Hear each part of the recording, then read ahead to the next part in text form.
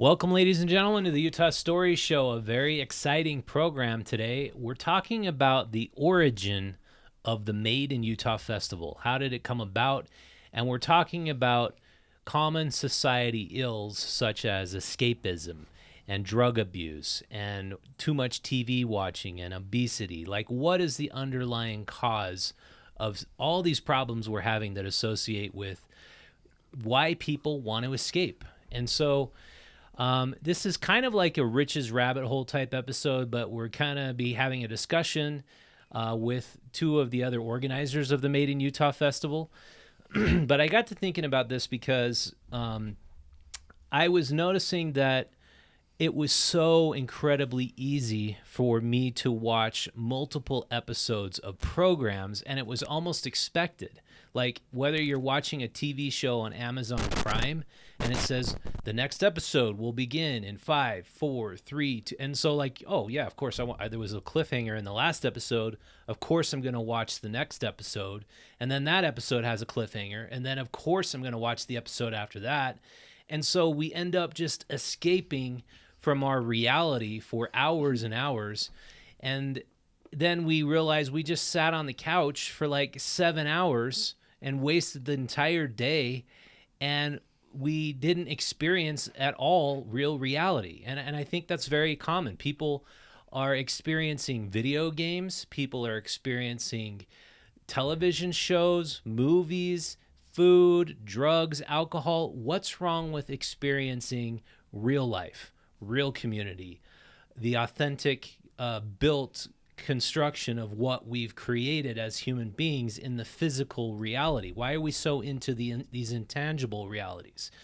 And so I got to thinking about that, and I realized that as we've developed as a human race, we've gotten more out of the physical realm of being and more into the virtual realm of being. And if you go back to Europe and you look at the way cities were constructed in Europe, they had a town square. And if you were bored, you'd go to the town square and there'd be somebody talking, or there'd be somebody to discuss things with. And if we spent some time in the UK, and every little teeny village has its pub. And if you're bored, you go to the pub and you hang out and you socialize with people, talk about the issues, get to know your community. Why is that no longer a thing? Why are we creating these artificial barriers between ourselves and the rest of the world in the terms of social media? Why are we afraid to talk to each other anymore? That's one reason why I wanted to launch the Utah Stories podcast, because it returns us back to just sitting in front of another person and having a discussion about something face to face. It's like me talking to you as well as talking to the guests on the show. And so the two people I have on the program with me today, were also very inspired about creating a festival that exists in reality, that honors the time honored traditions of embracing things that are made tangibly, and then meeting people face to face and experiencing in reality the community, experiencing the people around us, experiencing the products they make, experiencing everything that people are most proud of. That's really kind of the underlying reason why we began the Made in Utah Festival 6 years ago. So on the program with me today are Golda, my wife, who really is the reason why this festival ever got off the ground. It was kind of an idea in the back of my head for a long time. And when she decided to give up physics and decide to come on board Utah Stories, this is kind of the assignment I gave her. And we started it in a parking lot in Bohemian Brewery. And then also on the program is Danny Stewart, who's one of the main organizers of the festival, who's bringing with him a long track record of studying folklore, of studying traditional, authentic culture and history, and what he's going to be bringing to the festival this year. So first of all, Danny, why do you think that so many people are trapped in the virtual world in their iPhones, why it seems we're becoming more afraid to talk to each other? That's a very heavy question, and we don't have enough time to cover the whole gamut of that. I think how we pinpoint how people become more afraid of each other. I think Yeah, over time, I I think think that's it. they're afraid. I mean, how many people listening on this podcast right now really know your neighbors? I mean, have really had a discussion with your neighbor, let alone people in your community. I Hmm. think a fear of the unknown, a fear of the strange, a fear of the stranger has pulled us apart, and probably rightly so in many cases. Because I mean, I'm not saying we become more of a violent community over time, but I think there's more attention paid to the events that tear cultures and communities apart. I think Uh, that's it too. I think it's just We that just pay more attention to all the worst shit happening all yeah, the time. and people are getting lazy too when it comes to celebration, the celebratory aspects of the human experience, holidays, festivals, like this one here. When I've been kind of stewing about a concept I've been called the death of the festival for many years now. And I find it quite serendipitous that I was able to come in here and help you guys create something that will eventually be what I see as a potential resurrection of the old festivals and of old traditions. We're going to combine traditions from all over the world, from different cultures, with cooperation of many different people, to not only provide an entertaining experience and environment for people to attend and buy local goods and experience holiday lore at its most authentic as we can provide, but also to learn something about the holidays and about the traditions as they are attending. And this festival that we're working on, the Winter Festival, is a living, breathing being that will evolve into something amazing as the years go Mhm. by. And I think that with all of our expertise, or my knowledge of folklore, and your the ability to bring people together, I think we're going to have something that's going to be unique, uniquely Utah, and the resurrection of best I can describe holiday folklore. Something that most people don't realize they've even lost because they don't experience it. They haven't experienced it in decades. Some in some cases in centuries. And funnily enough, that's something that is kind of first world country exclusive. The death of the festival. I mean, we go to festivals in Salt Lake City today. For the most part, they're just massive bazaars that sell complete junk with no other offering beyond that.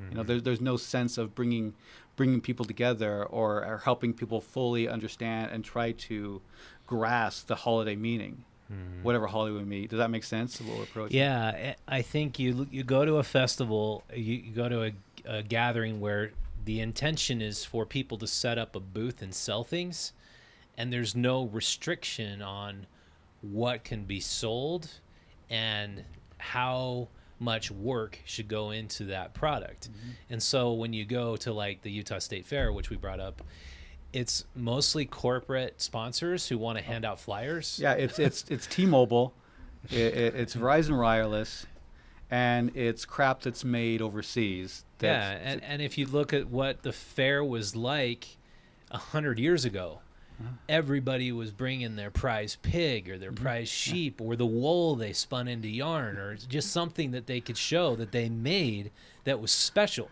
Where's my And freak show? I want my freak show. yeah, let's see some weird stuff that Yeah. we've all made in our backyards or in our that we've made in our little workshops. And it's like the way I kind of see it is the tradition of what the Mormon culture was home industry. Mm-hmm. Brigham Young used that word a lot. He mentioned like he would see girls at the Relief Society, and when he saw them wearing homespun wool, they were so much more attractive to him because he knew about the work and effort that went into creating those. He knew that the sheep that produced the wool, that produced the yarn, were in his neighbor's backyard, and he knew every step along the way. And I just kind of think that is culture, that is community. When you have a way about in which you go to create things, to make things, to share them with your neighbors, to be proud of those things. And we're talking about things here. I mean, a lot of people want to share their worlds that they've made in Minecraft, but that's not quite the same thing. Oh, it's not even remotely close to the same thing. Yeah. I mean, we're talking about foodways. I mean, something as simple as your grandmother's apple pie, her secret recipe for something like that, that is folklore. That's a tradition. That's passed on either orally or written down through the family. Food. Do you know how to make a shirt from scratch? I don't. Heck no. That's folklore. I know people that do, who spend their life, and it's not easy. And one thing I've heard over and over again when it comes to handmade clothing or handmade goods, people are always offended or taken aback by the price because it's going to cost more. Well, of course it's going to cost more. It took real blood and sweat to make it. It wasn't made overseas by some blind corporation. It actually has love and tradition put into it as it's created. These things that are made in our own backyard, they not only build a foundation for the community, but they build a foundation to grow and to bring back our lost traditions. The lost traditions of Christmas, of the holidays, of Hanukkah, of festivals, all these different types of festivals throughout the world. People don't really understand their origins. They don't understand or even care to dig into what once was. And I think as the years go by with this festival, we're going to do our best to try and create a stage where people can come and help resurrect lost traditions. And it's an idea that is extremely difficult to adhere to, and it's a argument we often have. Why can't a liquor company who makes their liquor in Kentucky but bottles it in Utah participate in the festival? Why can't they participate, Golda? Well, so they can as a sponsor, right? So we want to represent all the companies equally, but we want to promote these people who actually design their own recipes, make them here in Utah, and as you said, put their blood and sweat into it. And also, we have some other vendors that are not exactly liquor vendors, that actually a mother is teaching a daughter how to make stuff, like Renate and Ginger Green. They make toys. They are more expensive than something that you can buy in Walmart. But Renate, she taught Ginger how to make those. Since Ginger was a little girl, she was doing it, and that toy to me, it has more meaning than something plastic that you're gonna get for your kid. The kid is gonna play with it for a couple of weeks, and then it's gonna end up in the ocean killing fish. So I mean, that's what it comes to. If it goes into a river, it'd have to be in a river, then get. But anyway, yeah, I get what you mean. But yeah, so, but it's like we are completely awash in abundance. I mean, it's incredible. You go to a store, Walmart, you can buy pants for $5. You can buy a shirt for $5. You can buy socks for 10 socks for $5. It's just like, how do you convince people that they should spend $10 on one toy? We live in Utah. That's a little bit difficult. But I think it comes back to tradition. It's going to take people to feel an emotional connection to something. Like with the birth of the sun god, the birth of Jesus, or whatever terminology you want to use in relation to the origins of the holidays, solstice, or whatever. There are emotional constructs to this. There's fear, there's love, there's devotion, there's veneration. And a lot of these emotions are kind of ignored for the most part in many aspects of our life. And we no longer have ritual, we have routine. And there's a big difference between those things. Where I foresee this festival, as the years go by, people are going to be entering this festival, and they're going to have this wash of nostalgia covering over them. So the sights, the sounds, the smells, they're going to have that feeling from when they were an 8-year-old little child going downstairs to their on Christmas Day. That butterfly feeling that's like, oh my gosh, I remember this. When they see and feel the community coming together, people interacting and working towards some type of like tradition, a better understanding, not just some fluff holiday event. This is beyond that. This is something that's going to build the community. It's going to rebuild and refresh our memories, our emotional memories involving our past of the holidays. And it's not just Christmas. If we are dealing with a plethora of different holidays around this season that affect so many different groups of people. And I think that is our audience. It's not just Christmas we're focusing towards. We're focusing towards all the different denominations of people that celebrate in one form or another the sun god, Jesus, or even just the blanket holiday itself. Yeah. And I think once people walk into the festival, they're going to see a very thick difference between what we're building as opposed to other events you've been to in your life. Yeah. Yeah, and I think we're doing it in one of the toughest places you can do it, because people are extremely concerned about the price of everything. However, people don't appreciate the value of anything. They know the price of everything, but they don't appreciate the value of anything. Oh, no. And so when you're talking about a $5 bag of tube socks, what did it take to create those tube socks? What sort of sweatshop were those tube socks made in, and what sort of robots pieced them together with the people working there in terrible labor conditions, where if you bought a hand-knitted set of wool socks at our festival, I'm not sure that we have those available, but We will will eventually. Yeah. we'll use that as an example, and you pay $30 for those socks.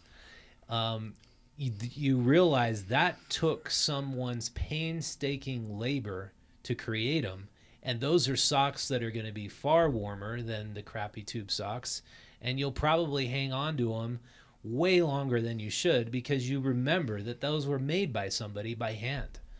And I think that in this race to become more virtual, we're forgetting that there is value in the things we surround ourselves in. I think what people need to understand at this festival too is we're going to be providing vendors and makers that will be delivering products you can't get anywhere else. I mean, these are unique items, foods, gifts, drink, etc. Very unique to this area that you can't just purchase at a chain anywhere. Yeah. And so to give a gift that's truly made by hand, something authentic, something that has emotions put into its creation, as opposed to something you just pick off the rack and you tear open the plastic. Yeah. There's a whole different experience for both parties involved in the gift acquiring and then the gift giving. It's a whole different animal entirely, and that practice itself, as simple as it may seem, is an authentic practice and closer to the original intent than what people have been doing recently. Yeah, but we also want to make the shopping experience more fun. I meet more and more people who hate holidays because they have to think about things they're going to get. So how much imagination do you have? So at the end, we all end up getting ton of gift cards. Why do I need a gift card to Olive Garden? There is nothing special there. But so in this atmosphere, people can see things that they didn't think of. They can have fun. They can bring their whole family there and look at the different products. And when their friend is looking at something else, they can buy that one thing that the friend liked. They can have drinks. They can have fun. They can listen to the music. And so alleviate all that stress and anxiety that goes into preparing for holidays. Yeah, why should we engage in holiday traditions that we know are going to make us depressed? And for me, at least, going to the mall, having a bunch of people I've got to buy gifts for, and trying to pick out, okay, what could possibly this person want or need this year? And then realizing, you know what? I give up. I'm going to give them a gift card. I just don't even want to think about it. And then you multiply that by 300 million people who live in America, and we're awash in all this garbage we bought for people of stuff that they don't even need or want, and or gift cards that they're probably never going to use because they never really wanted them in the first place. And so the idea of it is, first of all, I came across this statistic about 7 years ago. If everybody in Utah simply shifted their spending by 10%, $10 out of every $100 you spend to local, but to buying local goods or buying from local retailers, it would have a $5 billion economic impact. So that means if you just take 10% of your holiday shopping budget and say, I want to buy things that were made in Utah by local people. I know your kids need all the toys. Your kids need clothes. They need, and I never disparage anybody but from shopping at Walmart. Everybody needs to stretch their dollar as far as it'll go.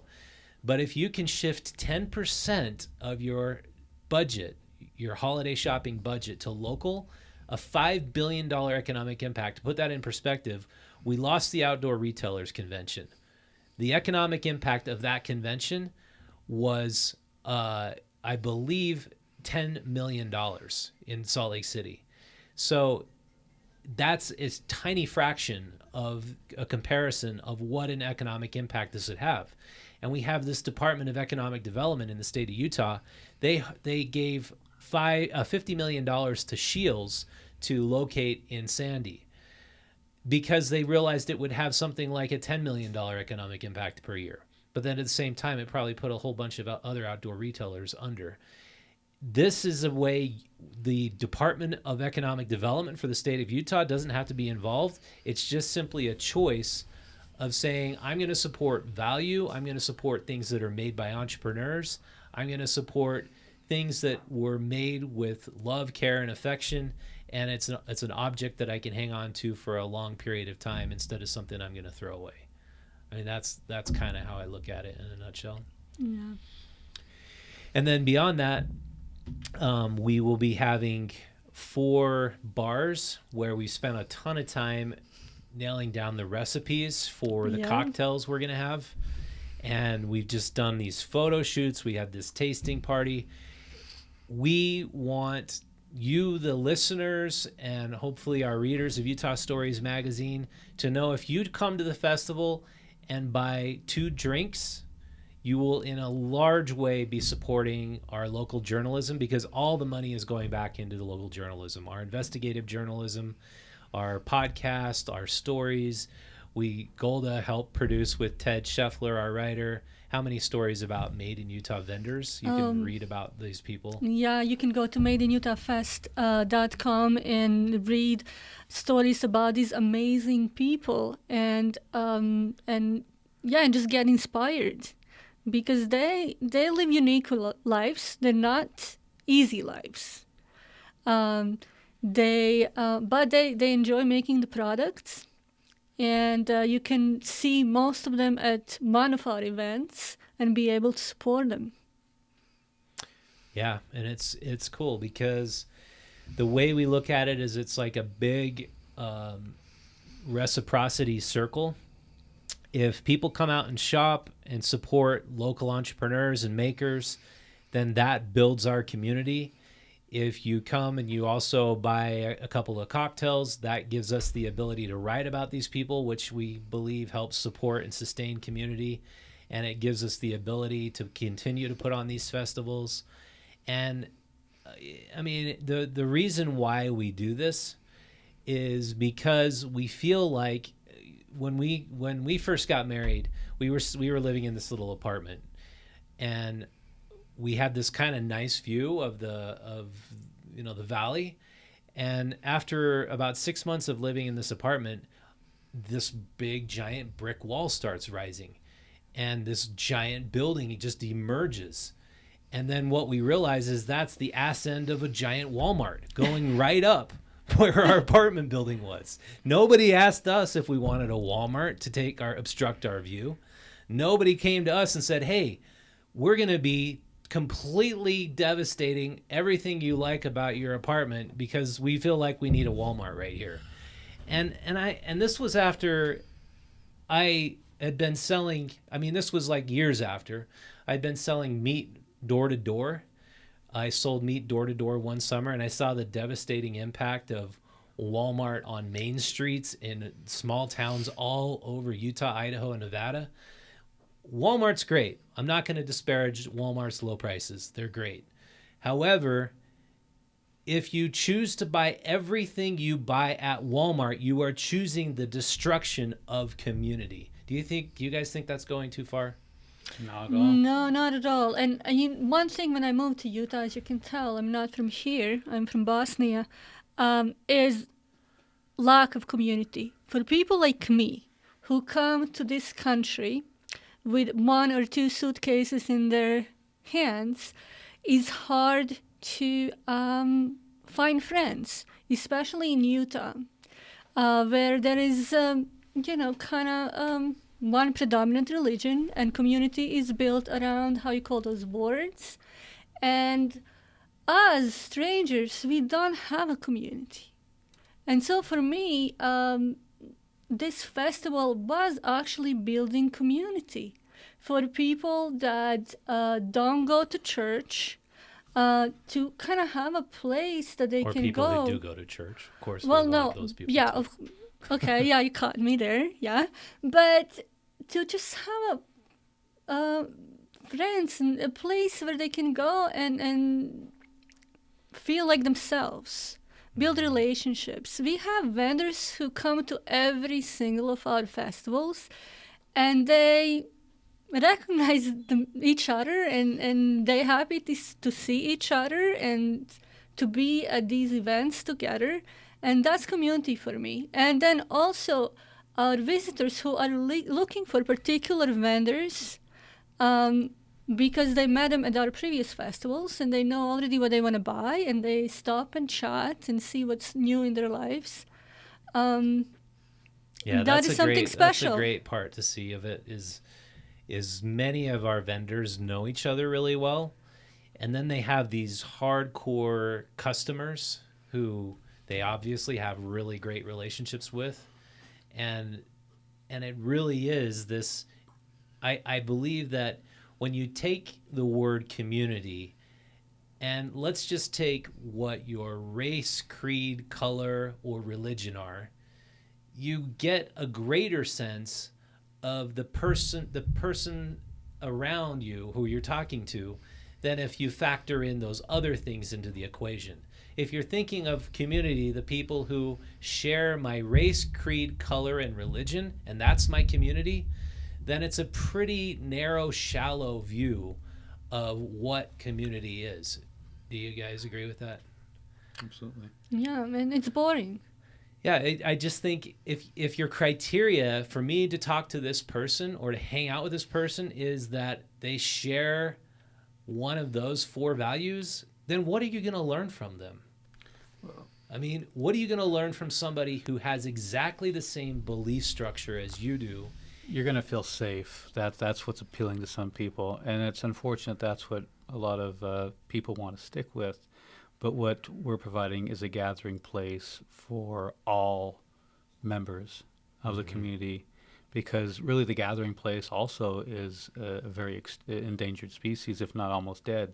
I mean, where do you find people hanging out now? Coffee shops. Why? Well, there aren't very many other places to really go and hang out and talk and communicate. You know, I used to have a coffee shop in Provo that became a very close knit community because we were all proverbial outcasts. I mean, we didn't go to church. We didn't, but we'd go there and we became very close because that became, with lack of a better term, kind of our church, so to speaking. But those places are so few and far between. The main street, you know, the downtown, the town square, even. Mm-hmm. Why are they gone? Where have they gone? And how do we bring them back? And why is our one of our biggest retail shopping areas a non-free speech zone? Mm-hmm. And I think that probably the popularity and growth of this festival is in somewhat a response to that, because as I pointed out in our previous episode, half of my family's Mormon. I've got 18 cousins on that side, and there are three practicing Mormons left in this side of my family, because we need to embrace diversity of ideas. We need to embrace the idea that everybody should be searching for truth, and nobody should be spoon-fed the truth. If you're spoon-fed the truth, you are going to basically become a person who can never feel comfortable speaking their mind, who can never feel comfortable speaking to another person one-on-one about what they're thinking or feeling or experiencing, because you're afraid that what you say might run contrary to the truth that you've been spoon-fed. And I think that's one of the underlying problems in the default Utah community, and that's something that won't exist at the Made in Utah Festival. And I'm still trying to figure out how we're going to do this, but I'm supposed to be giving a talk about some uncomfortable truths relating to the origins of the holidays also. So, Yeah. you know, I may be providing some unsafe zones there. Well, I was just thinking about this morning. How did Santa eclipse Christmas? Like, how did this whole idea of Santa come about so that instead of it being Christmas, we celebrate the birth of Christ, we celebrate the Magi, the Nativity, those symbols. Instead, we're celebrating Rudolph the Red-Nosed Reindeer and Santa Claus, Santa's elves. I just don't get it. Where did that come The same way that Thanksgiving has become Black Friday Eve. That's how. It's Black Yeah. Friday is the new holiday. Because you can't sell enough nativity scenes. Yeah. Santa's all about giving gifts. Giving gifts, to more kids. gifts. You better be good. But how did we adopt that? I mean, it's now all over the world, I of mean, course. But Though I grew There's up with it. so many different variations about the origins of Santa Claus. You know, they're the traditions that have come. I mean, one of my favorite ones to talk about involves the Amanita muscaria mushroom, where it's all just a hypothesis, but there's some evidence to back this up, though. I mean, but look at the traditions around Siberia, where people would go out and gather these mushrooms, and they would pick them up or they would collect them from underneath coniferous trees. There's some symbolism there. They'd put them inside the branches of coniferous trees and let them dry out. There's some symbolism there. And other native traditions in that area, they would what's the symbolism? Sorry, Santa Christmas tree. Santa Christmas tree. The Christmas tree. You pick. Oh, you pick picking the, up a mushroom. the so it present from dry- underneath the tree, and you put it in a Oh. coniferous tree like an ornament, No kidding. and that's how they dry. Wow. Also, And then they would eat them. they would. There's different ways that how they would consume them. One way tells us that supposedly they would feed them to reindeer or follow reindeer that would consume them, and then collect the urine, and then the shaman would drink the urine, urinate that out because it had to be filtered a couple times, and the shaman would enter the top of a yurt, which was the chimney section of the yurt, and go down and begin a ritual and handing out the the Eucharist, if you will, to all of the participators of the ritual, and they would consume it, drink it, or eat it, however it was prepared, and then they would sometimes transform into reindeer, and they would fly out the top of the yurt. That's awesome. But there's so many different And- stories and behind that. This is from what culture? I forget the actual. I don't have my notes with me right now, but Okay. it's around Siberia, I believe. But it's so polluted, the history. We're still trying to put all this together accurately. Yeah, it's just like so. I've been reading this book by Jordan Peterson, who wrote 12 Rules for Life. It's called Maps of Meaning, and it's about the origins of how the collective unconscious of humans has developed. And the collective unconscious is a Carl Jung theory. And it's the idea that there are certain stories that just simply resonate when they're told to us. And the story, I mean, you kind of think about these stories and they're crazy, absolutely crazy. The story of Santa Claus, that a big fat elf is going to come down your chimney and give you presents, and he's going to fly off in a sled with reindeer. That story is pretty crazy. And the story of a virgin mother giving birth to a son, impregnated by God, and then he gets killed, and 3 days later he rises. These are stories so ingrained into our community, so ingrained to religion, but we accept them so wholeheartedly. Why is that? It's a combination of laziness and picking and choosing, because Santa Claus can be traced to Thor, can trace to ancient Norse mythology, can be traced to many different, just like Christianity and other religions can be, are bits and pieces here and there. To really trace the true origins, it's almost impossible to, because there are so many different variations of the Santa Claus folklore. The Santa Claus folklore we're all familiar with comes from Coca-Cola, the Coca-Cola commercials, and that's the kind of the Santa Claus that we kind of worship as a demigod today. That's why you insisted on Father Christmas. Father Christmas, we're going to have roaming around scaring kids. And Father Christmas, how's he related to Santa? Is he like his cousin or uncle? He's just a completely different deity, completely different being. Huh. But be good, because you may get piece of coal or what else? A rat or a frog. Yeah. And that's a tradition of Father Christmas. One of them. Again, we're dealing with so but many then different Santa traditions. Claus adopted that tradition. Well, Coca-Cola did, basically. Yeah, but I find it extremely fascinating that these stories and the tradition, they go hand in hand, and they evolve and they adapt and they change. And it's like when we examine the celebration of the winter solstice before Christianity was accepted in most of the world, what did that celebration look like? What was the celebration of the winter solstice all about? I think it was a combination of fear, of ritual, of veneration, of afraid that the sun was gone forever. I mean, the days were shorter, the nights were longer. What lives in the darkness? Things we don't understand, things we're afraid of. And we starve to death. We can't grow our food, and we have to praise the And deities. they literally felt afraid the sun might not come back. That it might, with these short days and these cold days, would just remain. But it was just a ritual. You have all the solstices and different venerations to the equinoxes and the different beings, because the sun god, S-O-N, is in all actuality the sun god, S-U-N. It can be very offensive to some people who believe the carbon copy traditional story that we're all taught about what the Son of God actually is. Yeah. And I have to say, I absolutely respect Mormons, Christians. I still consider myself a Christian, but I don't accept that I need to believe the story exactly as it is told in the 4 books of the gospel, or I can't call myself a Christian. That's the part that I have a hard time with. I believe there were other gospels written, and that there's other stories about Christ, but the reason why they adopted those 4 particular books is they needed to have mass buy-in by the Roman Empire, which included all gods, all deities were born of virgin mothers. A lot of the commonality was they rose after death.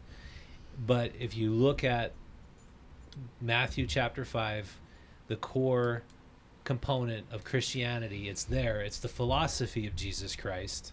And if you live by that, you will be a happy, productive, wonderful person. And if you think that's a bunch of garbage, then really you're saying that all of Western civilization and a lot of the goodness that's in it is also garbage. And I think a lot of people dismiss the Bible or the New Testament, perhaps because they don't believe in the Book of Mormon. But there is a lot of really great stories there that I think we all need to read and incorporate into our lives, and realize they do offer an amazing amount of value to society. Allegory and metaphor. We got to bear in mind the Bible was written and rewritten how many dozens and possibly hundreds of times over the centuries. I mean, from the flood people story with an goes back to agenda. ancient Samaria. Well, the flood story can be found far. everywhere, you know, and it's different theories about what that actually means.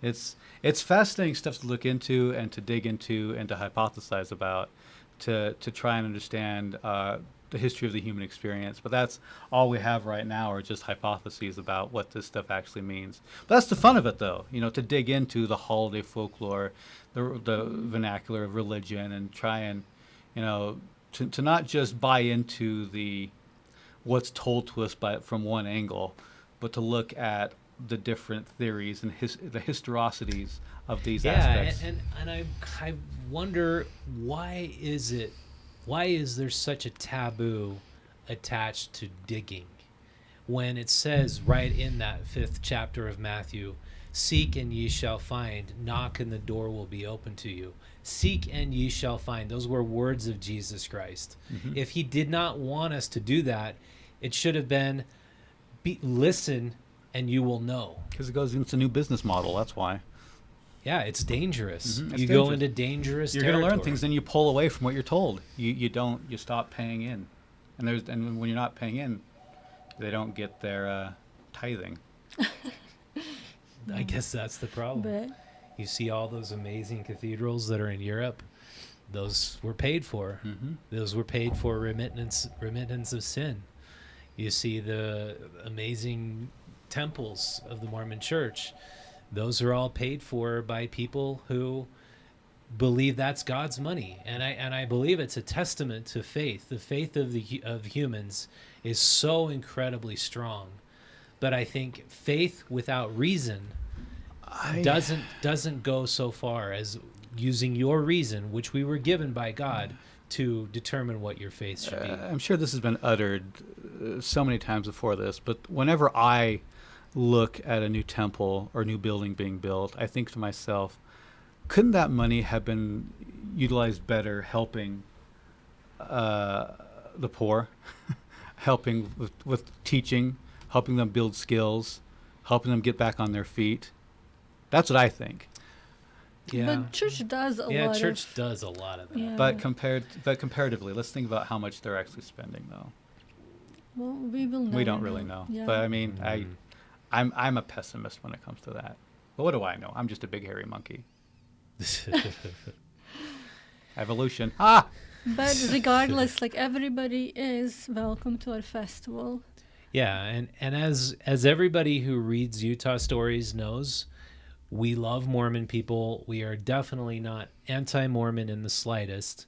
We probably have more fans of the magazine who are Mormon and LDS than any other group of people. And I think that's a testament to us honoring tradition in all forms and respecting people's religion in all forms, but then not being afraid to challenge and question any authority that exists in this world. If anybody has any authority and they're saying, you should trust me, you should enact this policy, you should do this thing because we have this authority, question that authority. That's all we ask people to do. Don't immediately say it's wrong because you don't like the authority it came from. Don't immediately say that's untrue because some liberal guy said that, or that's untrue because some conservative idiot said that. How about we all just start questioning authority and come and understand truth on our own and hold truth in the highest regard? I mean, that's kind of why a lot of people aspire to be journalists, is they want to take away all the BS and they want to say, how about we just aspire to find truth? How about we just report on truth? Yeah, but this is the hardest job right now because all of these platforms are actually not platforms. They are able to take down your post or just because they don't like what you're saying. Yeah. So We've they been dinged by Facebook. We have no idea why. And I keep clicking on the link. Why? Like terms of agreement, terms of policies, it's so incredibly vague. Facebook will not allow myself or Golda to promote any post we do. And we cannot find any reason why other than I've spoken ill of Facebook. I don't believe that these filter bubbles that they put everybody in, where you're only fed your own ideas, your own opinions, all the things they know you're going to like and agree with, or that are going to incite anger, that's what they are giving you in your Facebook algorithm. I've spoken against that, and I think now I'm a Facebook heretic, and they've decided But I should. as people, we gave the power to Google, to Facebook. We gave that power because that's how we rely on, to communicate with each other. So we communicate with our family via Facebook. But events is actually where you can be face to face with your friends and have fun. And then there is nothing that can prevent you of saying what you really want to say to them. Yeah, there's no No algorithm filter, no. that's filtering what you're saying or doing or how you're behaving. That can be your own brain. You can basically interact with people without any sort of technology interrupting or listening. Although we're streaming this live right now on YouTube. Through internet. Yeah. But thanks, YouTube. YouTube's awesome. So, but yeah, I think it's going to be an amazing festival. It's the first time ever we're going to do 3 weekends in a row, and we've partnered a lot more with the Gateway this time than we ever have. We're really grateful for them because they're giving us this space. They're partnering with us. Gateway's objective is to regain the crowds that they once had, regain the really nice wintertime environment they had when they first opened up. It was a super busy mall. It was packed full of people. Everybody took their families down to Gateway to experience the winter wonderland. They are definitely 100% on board in creating that again with this light show they're doing. And then you will be able to have a hot cocktail in your hand while watching it and listen to the music, so which you cannot do elsewhere. Yeah, and so everybody, I think the Temple Square has something like 10 million visitors a year, and during the holidays, Temple Square has this amazing light show. The only problem with the Temple Square light show is there is no alcohol. At our light show at the Gateway, you can have alcohol. You can see the lights, you can drink a cocktail or a craft beer, and lights, as we all know, look much better after you've had some cocktails, right? Everything looks better after that. Don't you agree, Danny? But then after. So, to buy a cocktail to support local journalism, I think it's a pretty awesome deal. Yeah, and we'll have some great food again. Sobi Eats is going to be there. That's going to be unique food from Acapulco. We will have Dali crepes. Dali is Dali's originally crepes are from amazing. Serbia. That's what I love about this event. There are people from all over the world that made Utah their home, and they created these businesses, these exceptional businesses that make this state, this is a beautiful state, but it makes it kind of more livable, I would say, for us foreigners who are not used to go everywhere by using their car. Yeah, so Golda and I have been together for now 17 years, and it used to be you go down to Main Street and it was completely like boarded up and dead, and there was a couple bars on the street, and contrasting with what Main Street used to be like to how it is now today, it's a completely different place. But at the same time, when I was a kid, I remember Main Street, and I remember there was Zion Book, Sam Weller's Zion Book. There was shoe stores along the street. There were jewelry shops along the street. There was a lot more local business, basically just for general shopping along Main Street. And I think that component of Main Street is by and large dead, not only in Salt Lake's Main Street, but all over the place. People do their shopping on Amazon or they Zappos for shoes, whatever. And I just think we got to realize we're losing a big part of what our culture is, what our community is when we do that. Because of convenience. Yeah, it's convenient, it's easy, it's one click and you're buying it. And if you take more time to find the places to buy local during the holidays and then come to our festival and support these local businesses, get to know, you'll see their names, you'll see their faces, you'll realize that there's more than just filling your house with these products that are going to eventually end up in the landfill. There's more value in buying a product that you're going to hang on to a long time and remember that person who sold it to you and the person who made it. And so that's the best explanation I can come up with for what it is we're doing. I agree. You guys have anything else? I think we've said it. Cool.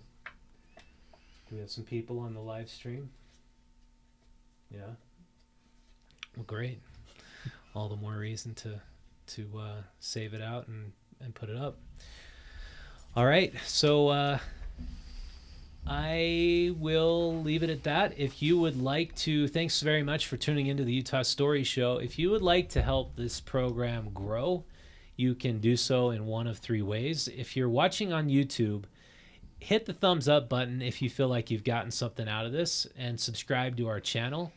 If you click on the bell icon, it's a great idea because you'll get actually alerted when we come up with new episodes. If you're on iTunes, give us a 5-star review if you appreciated this program. And especially on the audio platforms, share this program with a few people who you think might enjoy it. And last but not least, you can subscribe to Utah Stories Magazine. It can be delivered to your door every single month. It's full of articles about local community culture and investigative journalism. Like I said, everything we make from our festivals goes back into the journalism, and we put a lot of effort and money into our journalism. So it's a really great, it's a great magazine. Every month, people love it. They tell us how much they love it. And so go visit utahstories.com to subscribe to the magazine, or for free, you can subscribe to our newsletter where you get alerted every time we come out with new stories. So a big, big thank you to all of you who are helping us grow. We've seen some pretty awesome growth in the last few months, and it's great to see the podcast is gaining traction. So our production coordinator is Connie Lewis. Our technical engineer is Tyler Bond. That's all for now. Until next time, thanks for listening.